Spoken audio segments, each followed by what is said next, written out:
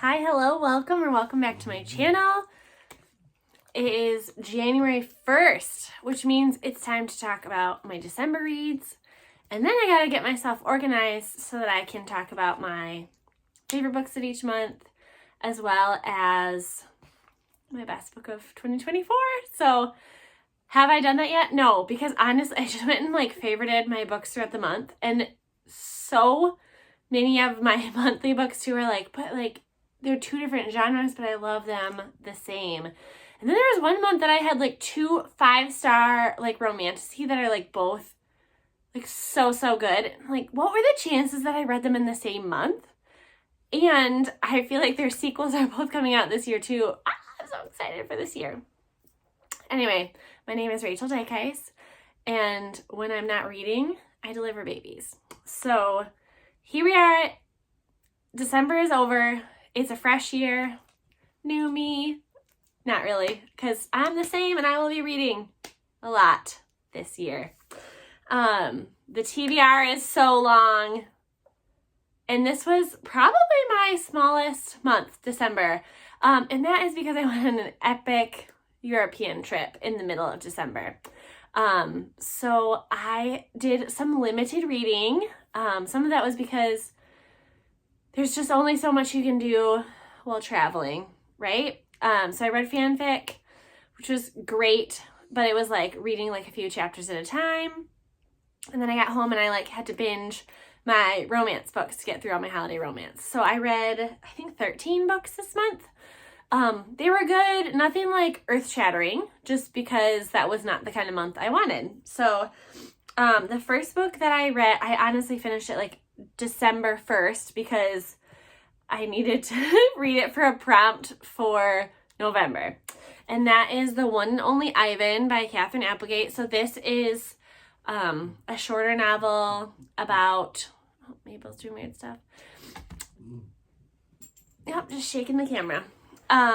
So this is about a gorilla who is it's a guy who owns a very small, not a circus, not a zoo, a very small operation where he makes people pay to come see his animals. And so he is trying to paint pictures to escape or to get rescued from this guy. So it was cute. I think it's a middle grade book, so it was good for that. Yeah, I gave it 3 stars. I read it because I needed the word only. So maybe not the best reason to read a book. All right, now excuse me while I scroll through all my Europe pictures real quick because I'm not that organized. Oh, that didn't take as long. Okay. And then I finished this as I was packing to go to Europe, and I had a lot of anxiety about it, and this did not really help, but I finished the book The Anxious Generation by Jonathan Haidt. And Sharon Says So had him on her podcast, so I also listened to that while I was packing. This is such a good book. I felt this was really impactful for me just as an American who uses social media, and I would just highly recommend if you are a parent to read this. So he talks a lot about the dangers of social media, and I know that sounds really scary, but it you do need to hear these things so that you know the power behind it. And then the last part of the book, he gives very concrete ways that we can make this better for society and children. And some of it has to come down to laws and society. So it's not totally in the hands of parents. So don't feel this is all on you. But yeah, I've heard from other people that said that this is not helpful because it's just fear mongering. But no, I felt there was a lot of facts. This is scary, so you should be scared by this. But I felt he ended it with a lot of hope and a lot of promise. And so I gave this 5 stars. I, again, just highly recommend it. I listened to it and I thought that was great because, yeah, the reader was great. It was well read. So yeah, 5 stars for that. Then I read, this is a book of the month I've been trying to get through. So September of 2024, A Song to Drown Rivers. It had kind of like Esther vibes to it. So she is chosen to marry like an enemy king, but she's being sent like as a spy. I thought that this book had a lot of promise. There were some really good parts. But it was like so slow moving for how much plot it like needed to have. So I swear like half of this book was sent just like training her, and like backstory. And then she like infiltrates his palace and like the king falls in love with her, and I'm going to ruin this for you. And then they like take over the kingdom in just like a few pages. There's like forbidden romance in here, which I didn't, like normally I would be all about, but it felt like a cop-out. Like I would have been more interested if she fell in love with the king. Yeah, it went so slow and still wrapped up too fast. And I was thinking maybe as it was moving slowly, maybe this was just like a book 1. So I was willing to keep reading because some of it I really liked, but it felt like it needed more editing and a better thought process. So I would not recommend this one. I gave it 3 stars. Sorry. I feel bad about it. I wanted to like it. Then we're in Europe, and my goal was to get through some fanfic because so I like to read physical books. So I don't normally read on a Kindle. Like I don't own a Kindle, but I bring my iPad when I travel so that I have a Kindle to read off of. So I decided to read fanfic while I was in Europe, which is something that like I always want to read, but I forget about it if it's not physical. So there were a few I wanted to get through, and one of them is Draco Malfoy and the Mortifying Ordeal of Being in Love. I've heard really great things about this, and guess what? It was great. So if you don't know about Dramione, so the fanfic I'm interested in is Draco and Hermione getting together. In whatever world that is. I will go with you to very strange places. But yeah, this is a great one. So in this world, Harry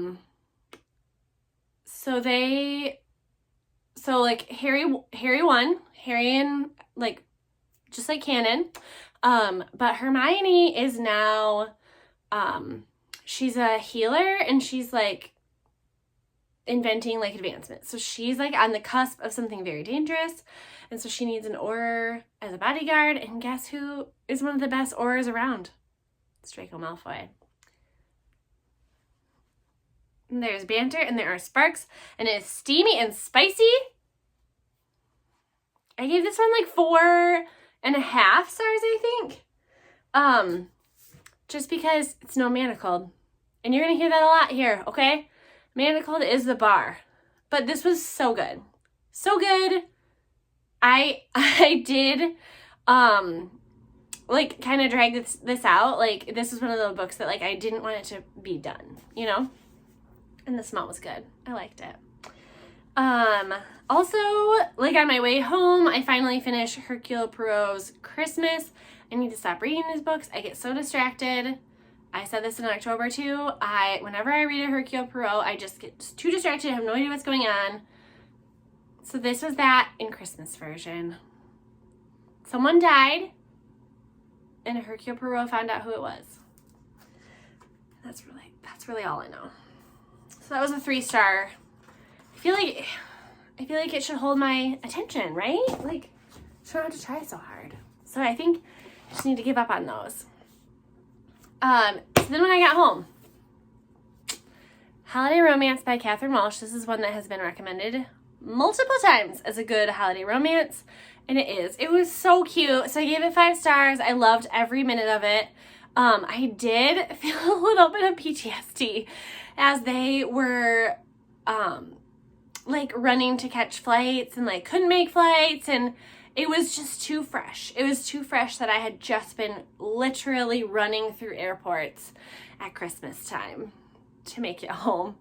And yeah, so our main characters met each other through her roommate who used to date him, or friend who used to date him. But they they both live close to Dublin in Ireland. Like, that's where they come from. So they both travel there for the holidays. So they've been traveling together for like 7 years. And guess what? They fall in love. It's good. It's so cute. So I had also read Cross Country Holiday by Catherine Walsh, and I like her style. It is good. I don't think these are that spicy. Yeah, I think they're just like a good feeling romance, but there's nothing explicit. I don't think, right?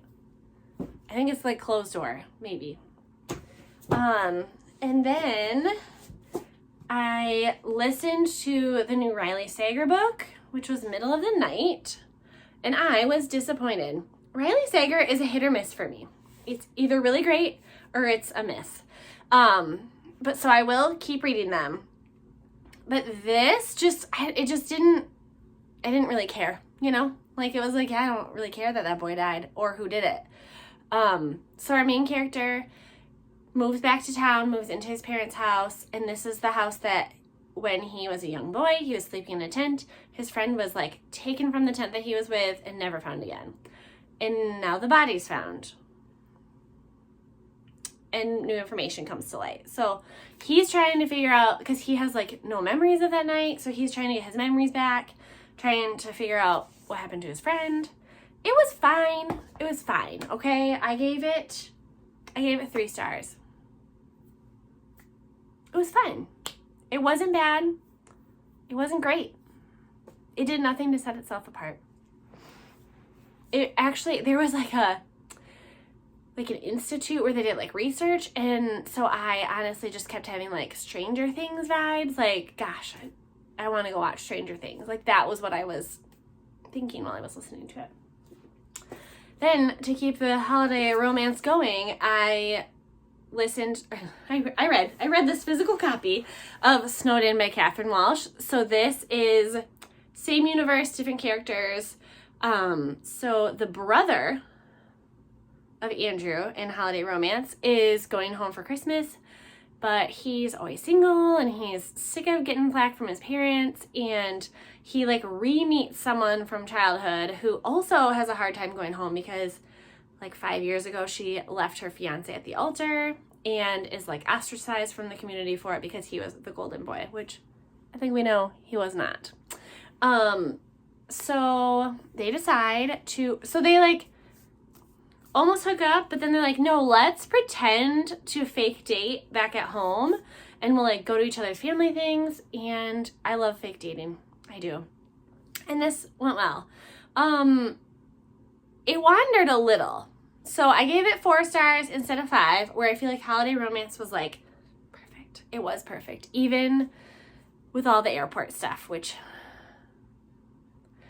I don't love airport stuff in movies. And then sorry, I got so distracted. My sister texted me back. So then they end up snowed in somewhere together. And they put their spicy bits together. Okay? Okay, so maybe it's not... Yeah, I think it might be closed door. So it's like, you know things are happening, but it's not explicit like this. Do I even know how many chili peppers is what anymore? I don't know. I think I gave it 3 chili peppers. It's cute. It's cute. Read this next December if you haven't read it. I would definitely recommend the Courtney Walsh books. They are so good. And then I read The Christmas Fix by Lucy Score. I think I read this like Christmas Eve. Yeah, like the night before, and then I finished it Christmas morning. So this is a standalone novel. Our main character is, she's like on an HGTV show. So she does like fixer-upper kind of things. And a town that she recently did a home in and like really bonded with the family is flooded. And they normally have a Christmas like extravaganza. That's where they get all of their money for the year. And because they're flooded, they won't be able to get that money. So she decides to swoop in and save the town for this big Christmas production. And she's like putting up a lot of money for it. So she's excited. She thinks everyone else will be. And the town manager is like, no, I hate you. And guess what? Enemies to lovers.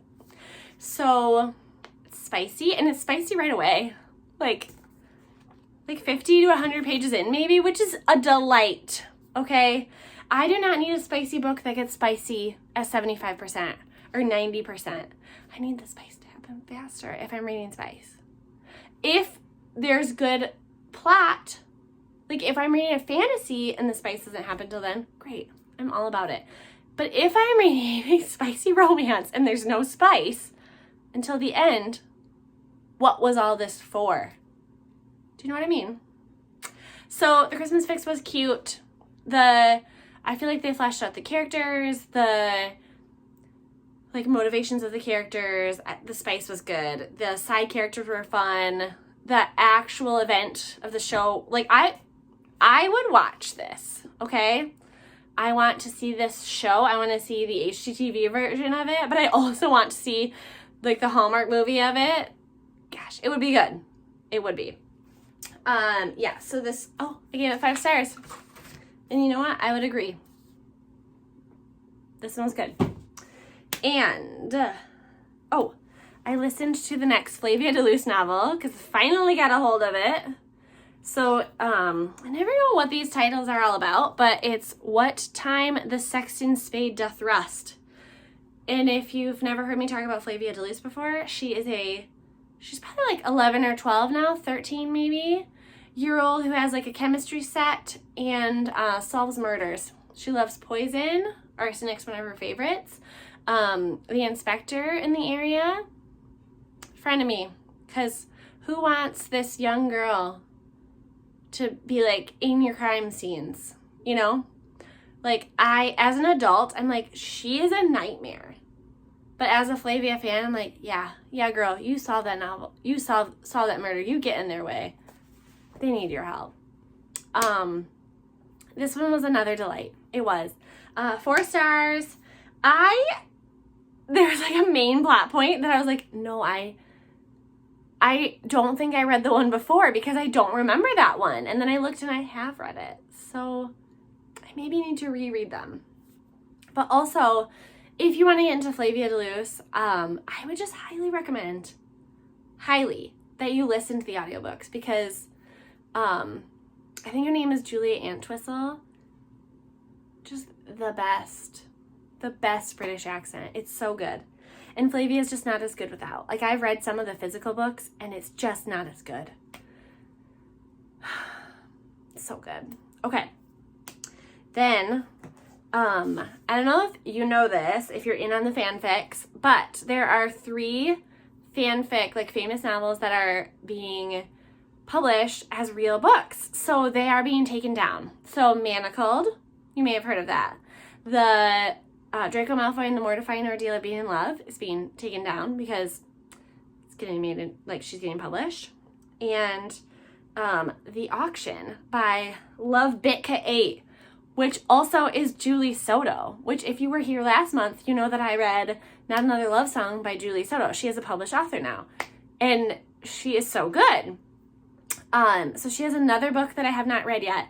And then, so she is taking The Auction, and I think, obviously putting in a different world, J.K. Rowling has, all the rights to, Hogwarts, etc., the Wizarding World. So they can't actually be published as these books that they are. So it's, the last time that you, I think they are taken down, December 31st, maybe January, but, they're down. So sorry if you didn't hear about this. So I've read Manacled. I've now read Draco and the Mortifying, So I downloaded a bunch of these, and finally finished. So the auction I think I started it as we were like finishing our Europe trip, but it's again a really long one and also just delightful. So I just kept like chipping away at it. So this is some fanfic art. So the premise of this is similar to Manacled, where Voldemort wins, kills Harry, and now we're left in this world where the Death Eaters are ruling. So the Malfoys are some of the people in power, and all of like our beloved characters are sold on an auction to be like sex slaves and just like beaten, etc. So Hermione is bought by Draco. She's bought for a lot of money because she is a virgin and she was the Golden Boy's friend, right? So, yeah, this is a dark book. And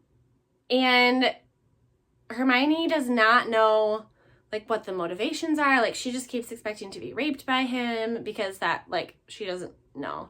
But she had feelings for him in school and apparently he did too. So he doesn't hurt her. He just like takes care of her and kind of stays away from her. But in order for society to believe that she is a slave, certain things need to happen. So yes, they have to deal with that and they kind of like form an alliance. And then Hermione is trying to like, you know, still take down Voldemort. And like she knows about the Horcruxes. So these friends, during their boning, they fall in love. Sorry if you didn't. It's a Hermione book. They also further the takedown of Voldemort.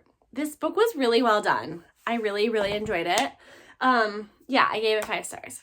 I just tend to like the darker ones more, I guess. Sorry.